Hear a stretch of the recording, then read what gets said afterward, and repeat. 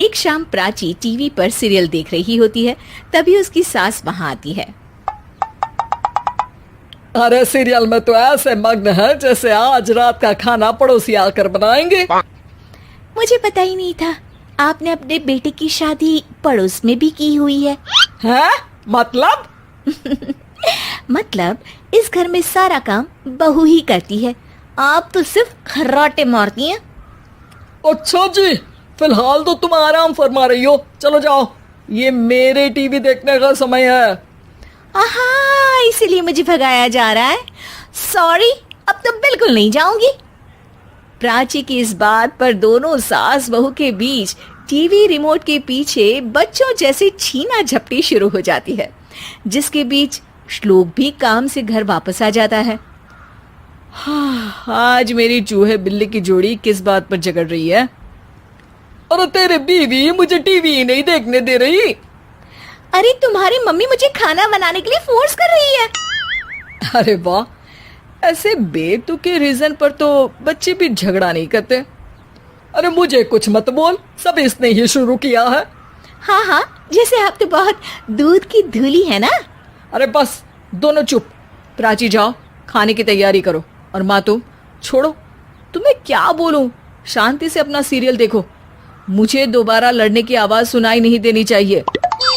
ऐसा बोलकर श्लोक वहां से चला जाता है, जिसके पीछे पीछे प्राची भी कुछ न कुछ बड़बड़ाते हुए रसोई में चली जाती है। हाँ हाँ, सासू जी को तो कुछ बोलेंगे ही नहीं, बस मुझ पर ही हुक्म चलता है, खाना बनाओ, जैसे मैं इनके घर में खाना बनाने के लिए आई हूँ।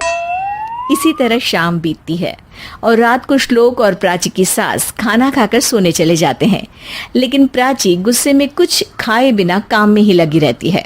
इस घर में किसी को घंटा फिक्र नहीं पड़ता, मैं खाऊं या भूखी रहूं। प्राची कुछ देर के लिए रसोई से बाहर जाती है और जैसे ही वापस आती है तो वहां दूध का भरा ग्लास देखकर हैरान रह जाती है। फिक्र पूरी है, बस दिखाना नहीं है। प्राची दूध पीकर सोने चली जाती है और अगली सुबह एक बार फिर सास बहू का कार्टून नेटवर्क स्टार्ट हो जाता है। ये तुमने ही किया है। अरे अजीब जबरदस्ती है, मैं बोल रही हूँ मैंने कुछ नहीं किया। दोनों ने मिलकर पूरे घर को पागल खाना बनाया हुआ है। यहाँ कोई नॉर्मल इंसान तो रह ही नहीं सकता, इसीलिए अब पड़ोसी क्या रिश्तेदार भी घर आने से कतराते हैं। और सुन बेटे, तू भी चंगा, तेरी माँ भी चंगी, तेरी बीवी भी चंगी, रिश्तेदार। हाँ जी, आपको नहीं पता क्या, गंगाधर ही शक्तिमान है, रिश्तेदार ही। हाँ हाँ, बस समझ गया। कभी जानवरों जैसे लड़ेंगी तो कभी जुगलबंदी करेंगी। भाई मैं आप दोनों के बीच में नहीं फंसना चाहता। सास बहू की इस मन मौजी जोड़ी से परेशान होकर श्लोक अपना सिर खुजलाता वहां से चला जाता है। चलो अब मैं भी कीर्तन में जा रही हूँ। इस पर जैसे ही सास कमरे में अपना पर्स लेने जाती है तो वहां नाश्ते की प्लेट रखी देख मुस्कुराने लगती है और नाश्ता करके घर से बाहर निकलते हुए कुछ पैसे टेबल पर रख जाती है, जिसके कुछ देर बाद सिलेंडर वाला घर आता है। ओ मुरी मैया, मैं सिलेंडर के बारे में तो बिल्कुल भूल ही गई थी। घर खर्च के सारे पैसे भी मम्मी के पास है और श्लोक से बोला तो उल्टा 4 बात सुनाएंगे। प्राची ये सोच ही रही होती है कि अचानक उसका चेहरा चमक उठता है और वो घर में आकर इधर उधर देखने लगती है। तभी उसकी नजर टेबल पर रखे पैसों पर पड़ती है, जिन्हें वो सिलेंडर वाले को दे देती है। ये सब श्लोक देख लेता है।